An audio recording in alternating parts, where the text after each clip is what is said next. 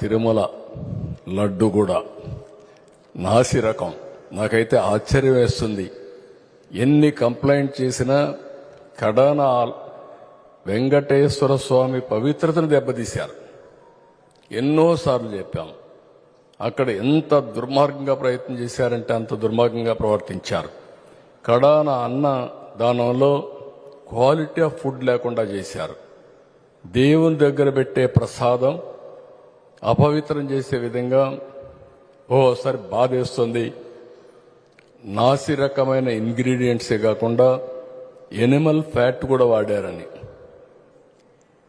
ఏది గీకు బదులు ఈరోజు స్వచ్ఛమైన గీ తెమన్నాం, ప్రక్షాళన చేయమన్నాం. నాణ్యత పెరిగింది, ఇంకా కూడా నాణ్యత పెంచుతాం. అల్టిమేట్గా వెంకటేశ్వర స్వామి మన రాష్ట్రంలో ఉండడం మనందరి అదృష్టం. ప్రపంచం అంతా మన దగ్గరికి వచ్చే పరిస్థితికి వచ్చారు. అలాంటప్పుడు వెంకటేశ్వర స్వామి పవిత్రతను కాపాడుకోవాల్సిన బాధ్యత మనందరిపైన ఉంది. ఇది కూడా చేస్తామని చెప్పి కూడా నేను మీకు తెలియజేస్తున్నా.